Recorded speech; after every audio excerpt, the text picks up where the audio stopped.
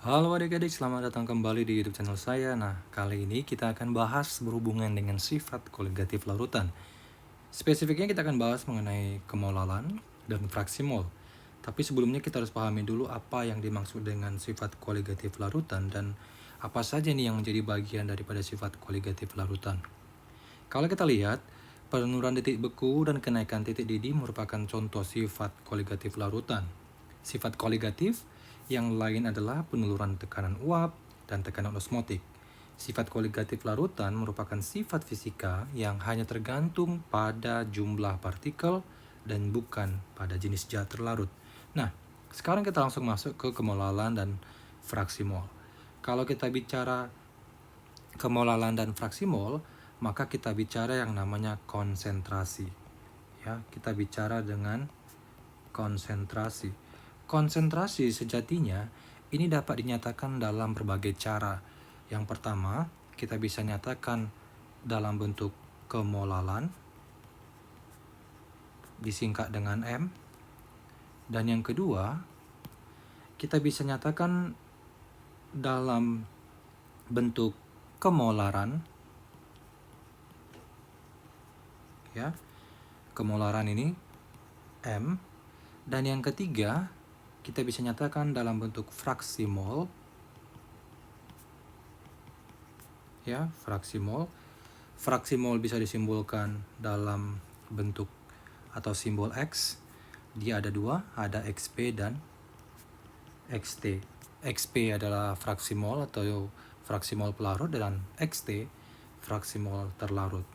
Yang keempat, kita bisa nyatakan dalam BPJ, ya. BPJ atau bagian per sejuta atau kita sebut dengan ppm, part per million. Nah, sekarang kita akan masuk untuk bagian yang pertama. Kalau kita lihat bahwa kita bicara kemolalan,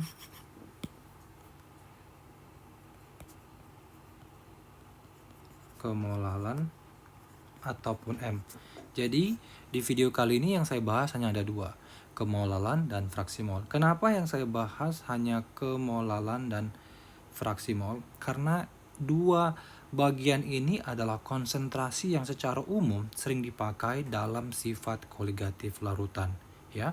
Karena kalau kita bicara kemolaran, nanti itu akan bersinggungan dengan stokiometri juga. Nah, kalau ini kan kita bicaranya secara spesifik ke sifat koligatif larutan. Oke, kemolalan ini bisa diartikan sebagai perbandingan, ya. Jadi dia ini perbandingan antara jumlah zat atau mol zat terlarut dengan massa dalam kilogram zat pelarut, ya. Jadi kalau saya tuliskan, maka dia kemolalan atau M ini sama dengan jumlah mol zat per larut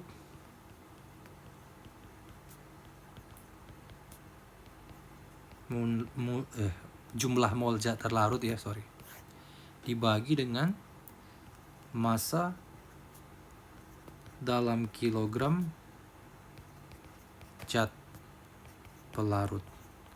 Ingat saja, zat terlarut dibagi dengan pelarut. Nah, sebagai contoh,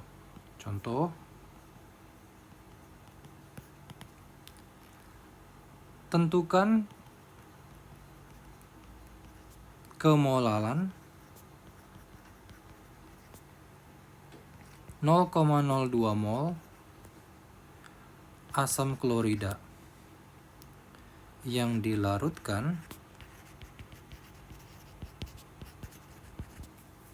dalam 50 gram air. Maka kalau kita lihat di sini, maka kita bicara kemolalan, maka ini sama dengan massa pelarutnya 50 gram. Sedangkan dalam rumus kita harus ubah ke dalam kilogram. Berarti pertama kita ubah dulu. M-nya, massanya 50 kamu bagi 1000. Nah, ini sudah kilogram. Maka ini menjadi 0,05 kilogram. Sedangkan jumlah mol zat terlarutnya adalah sudah 0,02 mol. Maka M molal sama dengan 0,02 mol kamu bagikan dengan 0,05 kilogram. Maka M ini sama dengan 0,02 bagi 0,05, 0,4 molal. Ya. Jadi jawabannya 0,4 molal. Atau kamu singkat saja menjadi 0,4 M. Nah, ini sudah benar. Contoh yang lain, ya, contoh yang lain yang bisa kita gunakan untuk menjawab soal ini adalah yang pertama. Contoh, tentukan kemolalan larutan gula apabila 34,2 gram sukrosa ataupun dia gula pasir dengan rumus C12H22O11 dilarutkan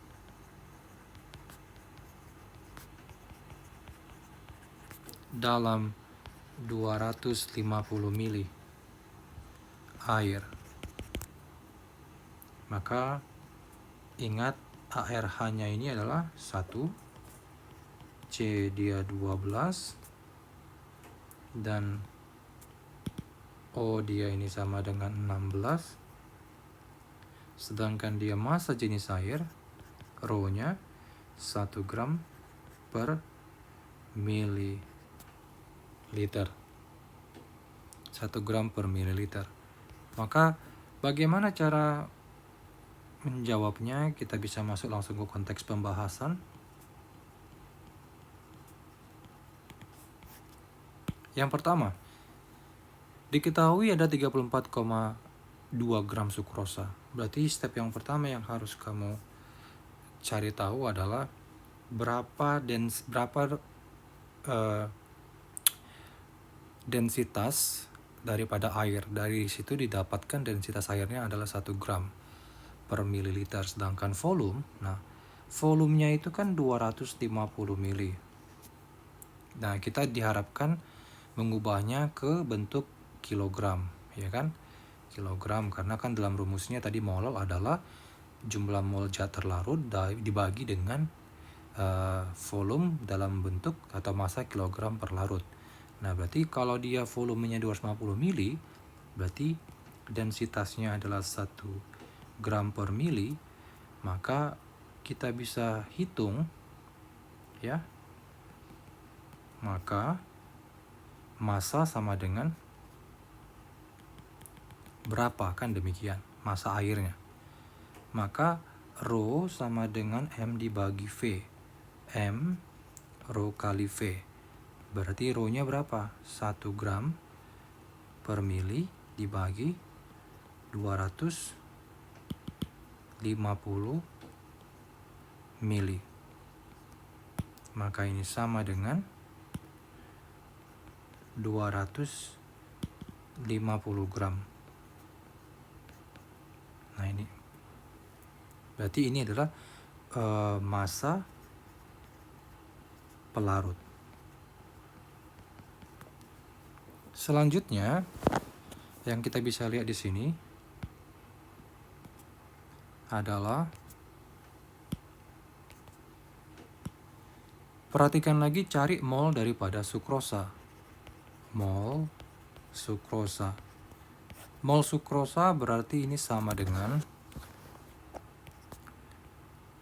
mol N dibagi atau massa M dibagi MR atau MR-nya berapa. Nah, coba kamu hitung MR sukrosa. MR sukrosa MRC12 H22O11, maka ini kamu bisa dapatkan 12 kali C, ya, 12 kali C, kemudian kamu bagi lagi dengan T ditambah dengan 22 kali H ditambah 11 kali O. Nah, ini sama dengan berapa? Berarti 12 kali 12 ditambah 22 kali 1 tambah 11 kali 16. 12 kali 12 144 ditambah 22 kali 11 dikali 1 22 ditambah 16 kali 11 160 tambah 16 176. Maka ini 320, maka 342 gram per mol. Berarti berapa nantinya, ya, berapa nantinya molnya? Maka molnya menjadi, kalau kita lihat di sini, mol sama dengan masanya berapa? 34,2. 34,2 gram bagikan dengan 342 gram per mol. Maka ini bisa dicoret. Maka 34,2 kamu bagikan. Dibagi 342, sebentar saya hitung dulu. Maka ini menjadi 0,1 mol. Nah, sudah didapatkan massa ataupun mol terlarutnya. Nah, ini sudah dua informasi. Maka bagaimana menghitung molal? Nah, molal akan saya hitung di sebelahnya. Ya. Maka molal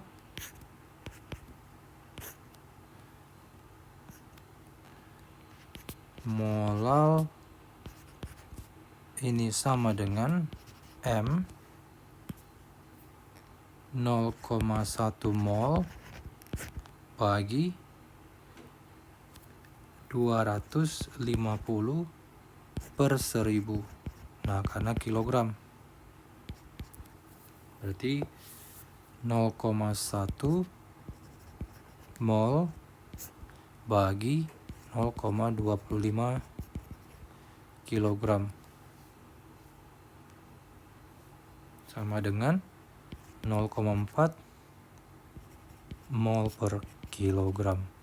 Nah, inilah molalitas daripada soal yang pertama. Nah, selanjutnya kita masuk ke fraksi mol, ya. Fraksi mol bagian B.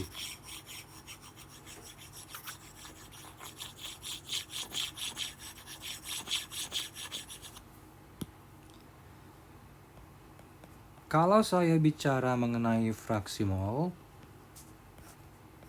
tadi saya katakan dia ada XP, ini untuk dia pelarut, ya. Ada dua kan, ada XP pelarut dan XT zat terlarut. Maka fraksi mol pelarut dapat dinyatakan XP sama dengan mol pelarut kamu bagikan dengan mol pelarut ditambah mol terlarut. Selanjutnya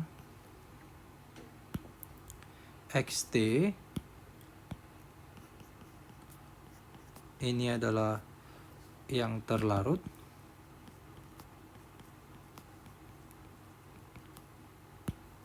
maka XT sama dengan NT dibagi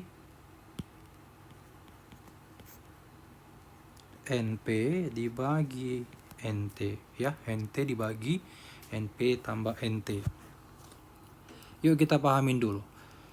Jadi kalau kita bicara fraksi mol berarti kita bicara perbandingan mol zat, ya. Mol zat berlarut dibagi dengan jumlah mol terlarut atau mol total larutan. Nah, itu untuk dia XP. Sedangkan dia fraksi mol zat terlarut berarti perbandingan jumlah zat terlarut dibagi dengan jumlah zat berlarut ditambah jumlah zat terlarut, ya. Jadi dipahami. Berarti keterangan yang bisa saya tulis di sini, ya, keterangan yang saya bisa tulis di sini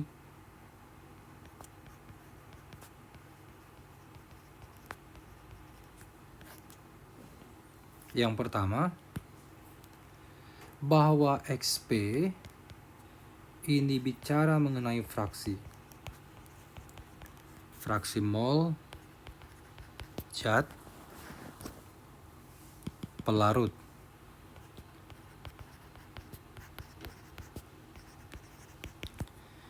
Kalau dia XT, fraksi mol zat terlarut. Sedangkan dia NP, mol zat pelarut, dan NT, mol zat terlarut. Ingat saja kata kuncinya supaya kamu mudah untuk memahaminya. T dan P. P pelarut, T untuk terlarut. Nah, ada catatan. Ini yang harus di-highlight. Catatan, ingat bahwa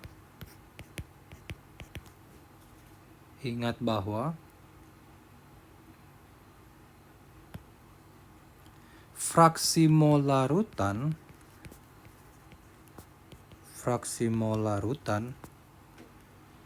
ya, ini haruslah sama dengan 1. XT kamu tambahkan dengan XP harus sama dengan 1. Nanti kita akan buktikan ini kebenarannya dalam bentuk soal. Oke? Nah, sekarang kita masuk ke contoh soal. Ini saya hapus dulu ya.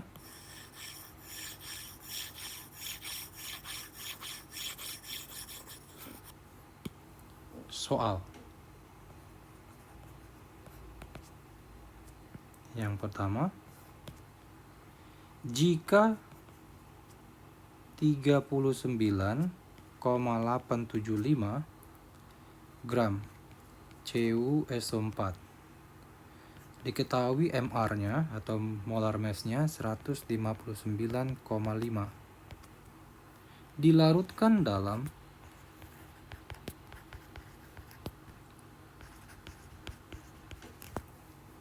90 gram air. Nah, MR-nya 18 gram per mol. Ya, untuk MR itu sama ya, satuannya gram per mol. Nah, ditanya adalah tentukan fraksi mol zat terlarut dalam fraksi mol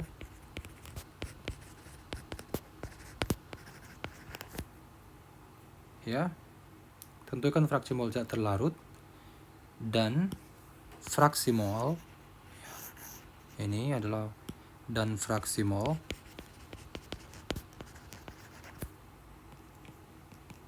zat pelarut.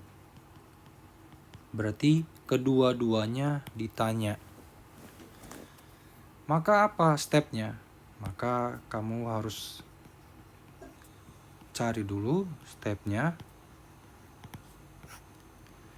Yang pertama, diketahui bahwa jumlah mol zat terlarut